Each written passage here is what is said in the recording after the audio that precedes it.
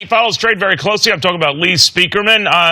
He says it's important to keep in mind that whatever deal we get is enforceable and that we can prove that the Chinese are making good on what they say they're going to do. He joins us right now. Lee, good to have you.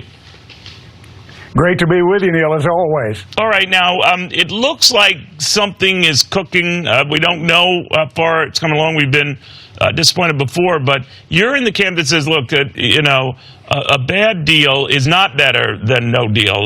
No deal, if it even hints of that. So what do you want to see? Well, let me put it this way.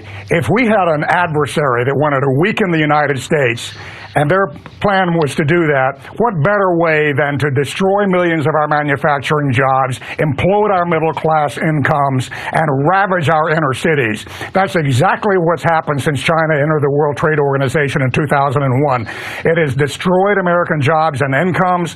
They now have, and they've had for years, a $400 billion goods trade surplus with the United States. We have a $400 billion goods trade deficit with them, $360 billion trade deficit with China overall. Neil, that is more than twice, China's entire defense budget. So they are swimming in an ocean of lucre from the United States that they are using to fund their military adventurism, to fund the research that they're doing to overtake the United States as the world's technology leader, to fund their new colonialism, which is the massive lending they're doing to developing countries around the world to exact control and have leverage over them and undermine the United States and our allies. We cannot allow this to continue. And when President Trump meets with President Xi in Japan, I hope he keeps in mind that this is an adversary and that the trade strategy, the nefarious trade strategy China has been employing and continues to employ, has got to be stopped. And frankly, I think tariffs, not agreements, are the key to doing that. You know, the flip side for Americans is they're going to pay a lot more for stuff. Now, it might not be the 25% more that a lot of businesses will eat a lot of that, but they can't eat the whole thing. I don't think Americans are ready for that, and maybe they should be given a heads up.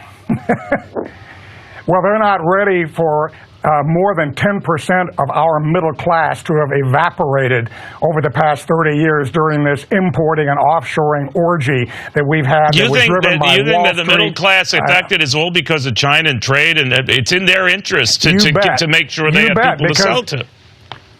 You bet it's affected them. Because what's happened, Neil, is we've hollowed out our manufacturing base, deindustrialized our inner cities, and gee, we wonder why we have all of these problems in the inner cities. If you agree on that front, let's say you're right on that, you and I can bicker on that, but do you think that the president should be giving the American people a heads up that tariffs, and you might agree with them, are beautiful things and all of that, but the people pay them? And I think a lot of people to this day, Lee, have no idea that for whatever reasons this goes into effect, they are going to pay for it. Maybe justifiably to make a statement and to deal with it, but they don't know what's coming. And should someone give them a heads up?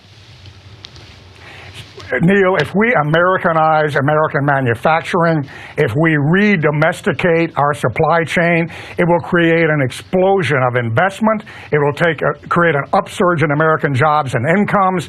We are right now, Neil, almost in a disinflation in this country and throughout the developed world.